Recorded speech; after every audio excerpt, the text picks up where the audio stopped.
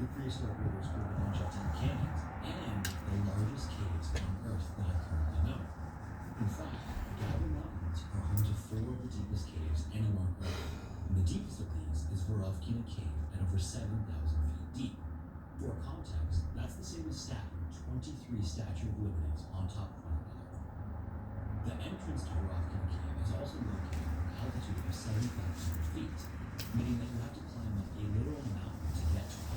Once you're up there, you're still surrounded by a rocky cliffs of the mountain, and then in the middle of these cliffs is a fairly unremarkable hole in the ground. It's obvious that it's the entrance to a cave, but you never expected to descend for over a mile into the earth.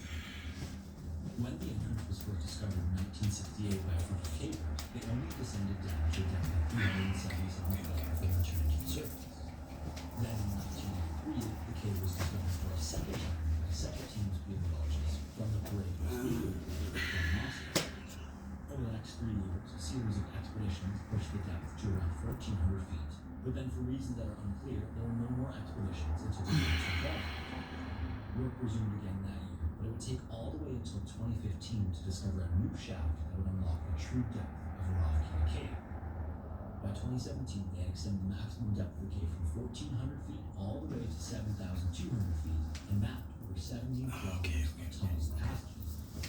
Then, in March of 2018, the official deepest point of the cave was discovered at the bottom of a subterranean lake where the cave meets the water table, giving Vorovkina Cave a total depth of 7,257 feet, or 2,212 meters. 6 months later in September, the Greyville team returned once again to continue exploring the cave, and this time they were joined by photographers Robbie Stone and Jeff Wade. It was this same team of world-class cavers from the Greyville Club that made all of the seminal descents of Vorovkina and of the other deep caves in the Gabber Mountain Range. Led by team leader Pavel Daniel, this expedition would be returning to the bottom of Vorovkina Cave to collect samples of some of the potentially undiscovered species and explore some of the promising horizontal passages at the bottom of the cave, all while having Robbie and Jeff document the entire thing.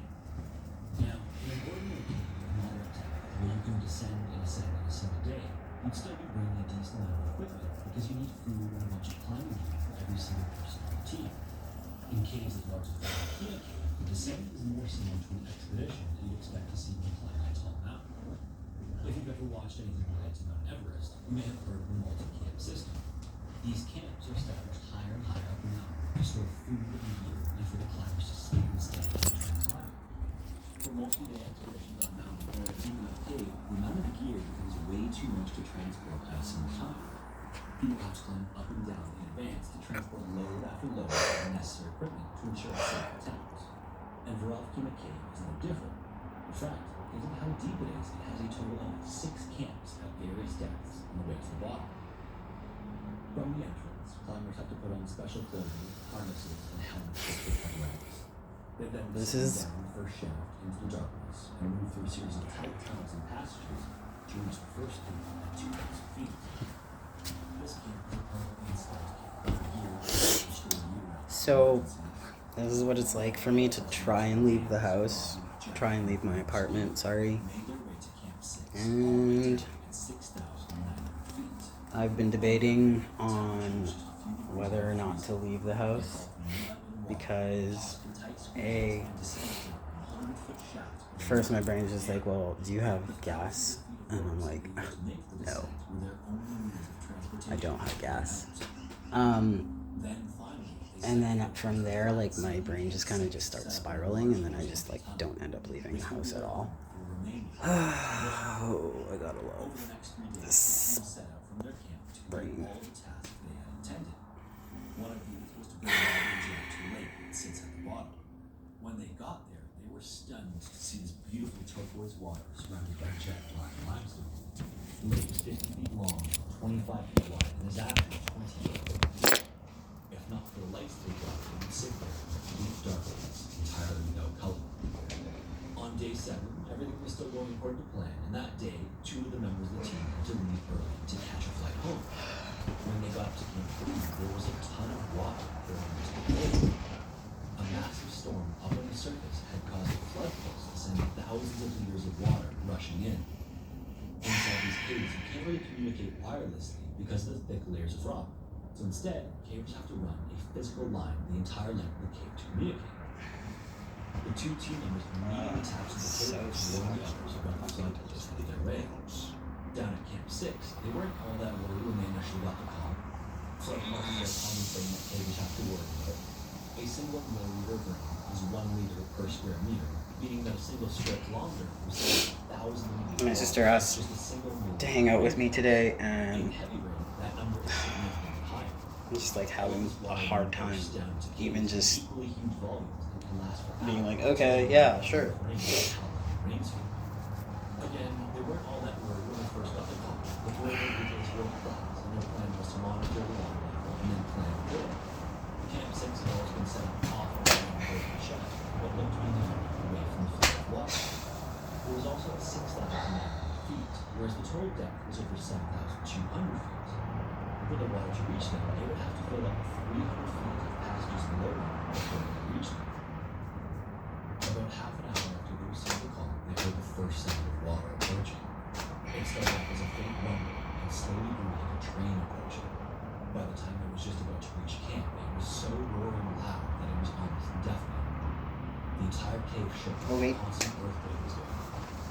Robbie had just started breakfast when the noise really started.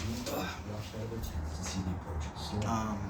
As they turned their headlights towards the road, I'm gonna try something to kind of like get myself out of this. his mouth open and almost dropped to full exposure. Not nearly as experienced as the previous, Robbie was really concerned by the volume and speed of the water rushing.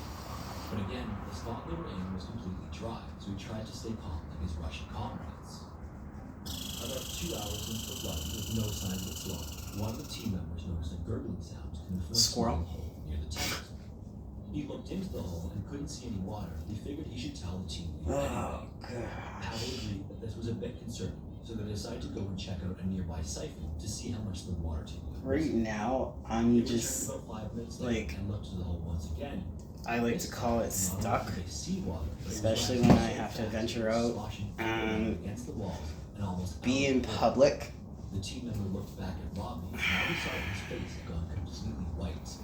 Immediately, he knew that this meant that they needed to leave, and leave right away. With the sound of water still almost deafening, I just all don't hell like broke loose it. in camp. No one expected to be leaving that day, but now everyone was running around packing up essential gear. Robbie and Jeff pulled on their latex suits over their fleece base layer. After that, they slipped on their abrasion-resistant nylon shells and harnesses. Robbie had made the tough decision to leave all of his camera equipment and personal items. Literally tens of thousands of dollars of equipment. He knew he couldn't risk being slowed down or it could cost him his life or the life of one of his teammates. He pulled all of the memory cards out of the cameras, placed them in a Ziploc bag, Okay. and then slipped them into his latex So- suit. At the very least, he could save all of the pictures he had taken. With that, he called up the other Today, Jeff I and wanted Cyrus, to and then they go started off to the lower and, shaft before they quickly fled Camp 6. visit my This would be the sister. last interaction they would have with the Russians at Camp 6. The remaining members of the Bravo team would wait for the But team my leader to brain come is just like, you don't have enough gas, you don't have enough money, As you Robbie can't and do Jeff made this. their way to the vertical road, It's they reached a narrow probably not traverse, the best idea to almost go vertically outside, and blah, blah, along blah, the this, wall. that, and that, so. Prior to the flooding, the channel As soon as I get, like, and 25 in one of feet those, like, air. Now it was almost uncomfortable completely flat, thoughts almost is what I like call it. the It's side just of a really, bridge. really hard for me to get out At of the end it. of this narrow traverse were the vertical ropes and the source of the water pouring into the cave. Robbie stepped into the waterfall pouring down from the shaft and clipped his assemblies to the rope. Then he put his head down, took a deep breath, and started making his way up the rope as the water pummeled him from above. The water was coming down so hard it felt like it was crushing. So I'm 34, It was literally as if his head was being right swamped now, into his not shoulders. employed. Thankfully, he was able to take his chin, which allowed the water to run off his helmet and create a small I used to be an assistant manager for a cannabis dispensary for 2 years, a little over 2 years. And before that, I was in the same position. I was like an assistant manager for another cannabis dispensary. And before that, I was a carpenter. And then mixed in the middle of that, I went to hair school for barber to become a barber. And then mixed in with that, I went to VCAD for gaming and design development. Realized I would be a coder and I didn't want to be a coder.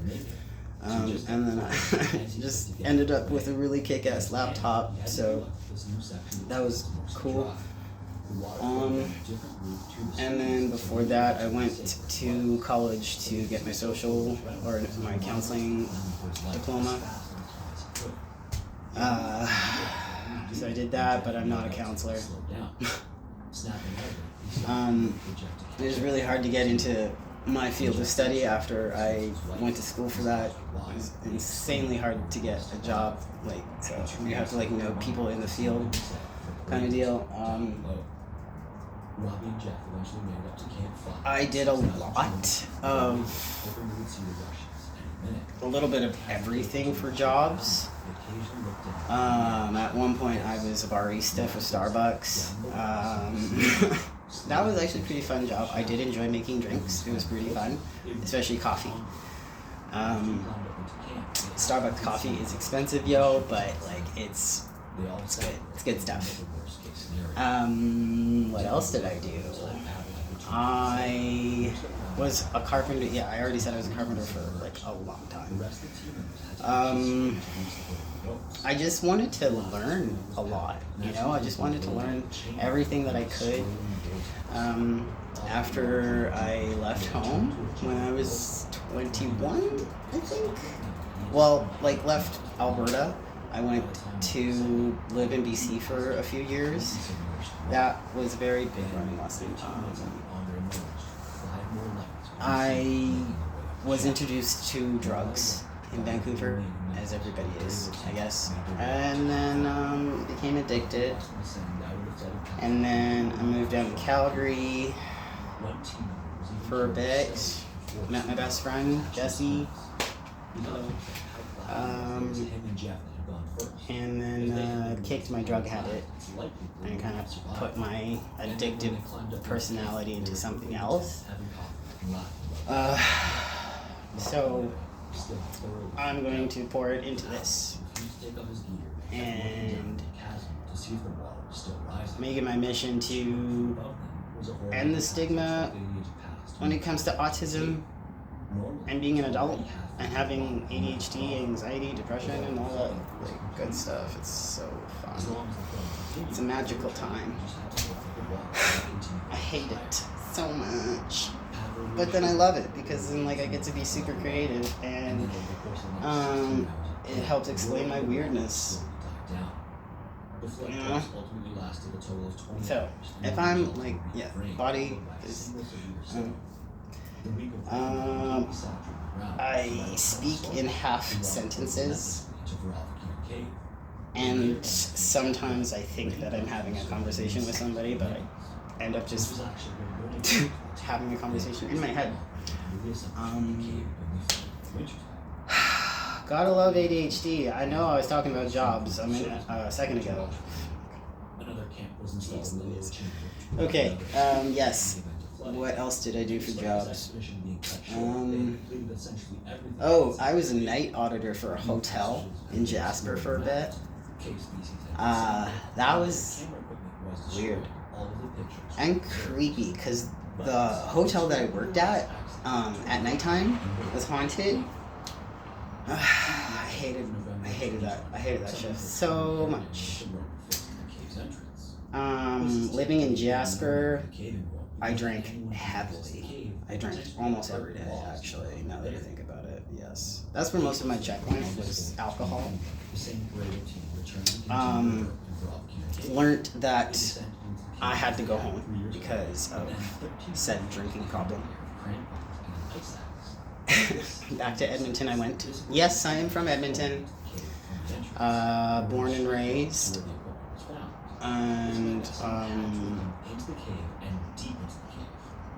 do I like living in Edmonton? Do I? I love my family. But do I love living in Edmonton by itself? No, that's probably why I like stayed away for so long because I don't like living here. Not to knock everybody that loves living in Edmonton. Y'all do you. More power to you. For me personally, I would love to live in Japan for a couple years. See what that's like. But I also understand that Japan, in Japan, like there's like a little small LGBTQ plus community out there, and I feel like, you know, I wanna like see what's up. He said goodbye to his family, as he always did. Right. On these solo expeditions, and then set off. But that would be really awesome to be able to live in Japan and film content there, and YouTube, or like let YouTubers see what like life is for me in Japan, being autistic and trans. Yeah. Who knows? Who knows where this will take me? I'm excited though. I do know that like talking out loud about this stuff helps me get out of the weird moods that I do get in. I call them moods when they're more so like meltdowns. Yes, they are meltdowns. Because I like talk myself out of doing things that make me so uncomfortable to the point where I just won't do it.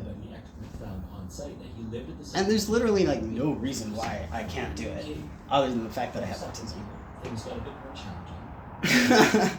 There are some larger and more technically challenging shafts. So that explains like half the reason why. The other is crucial.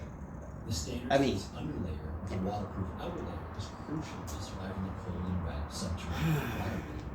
It's unclear exactly what happened in Sergei's last. I'm a lot calmer now, so that's really nice. He wouldn't be able to descend any further through the water with the equipment he had. At which point he would have tried to make his way back to the cave. I feel like making a list might be beneficial for me right now, so that's what I'm going to do. Okay. Well, let's see. I think making a vocal list might help me remember rather than look down at a list that I put down and forget where I put it. So, okay, let's try this. External mic, because I don't know if any of this audio is any good, so I definitely need one of those. External mic and a tripod holder. And that's it.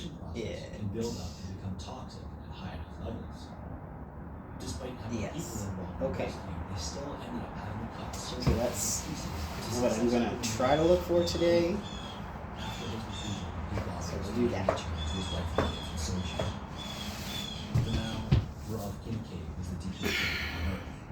The Earth is a big place, and caves are not nearly as readily viewable as their mountain counterparts. Rovkin Cave was only crowned the deepest in 2018. It remains to be seen whether it will hold its place.